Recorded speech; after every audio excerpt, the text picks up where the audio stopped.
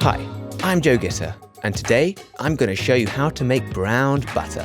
A backbone of some of our favorite recipes, browned butter adds a complex, nutty flavor to both sweet and savory dishes. Here's how to ensure success.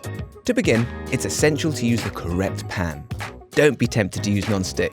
You need a stainless steel skillet with its shiny bottom to easily monitor color and gauge when the butter is browned and not burnt. Place unsalted butter in a cold stainless steel skillet. It's important to use unsalted butter. Salted butter foams more, which can also make it more difficult to monitor color. Once the butter is in the skillet, set the temperature to medium-high heat. As the butter melts, it will begin to foam. Swirling the pan occasionally will help the butter melt more evenly. Foaming happens when the water boils off from the butter, and it's your clue that the butter is nearly done. Once the foaming subsides, you'll begin to see tiny specks settling at the bottom. You need to constantly stir and scrape the bottom of the pan with a heat-resistant spatula so they don't stick.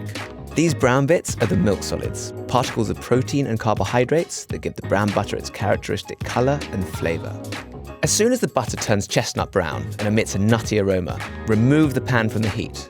Otherwise, the residual heat from the hot pan may burn it. If you're not watching closely, things can go wrong in a hurry. Scrape the browned butter into a heat-proof bowl. Remember, all the flavor of browned butter is in the browned milk solids. Make sure you get every last bit out of the pan. Thanks for watching. Tell us what you thought of this how-to in the comments below and hit that subscribe button.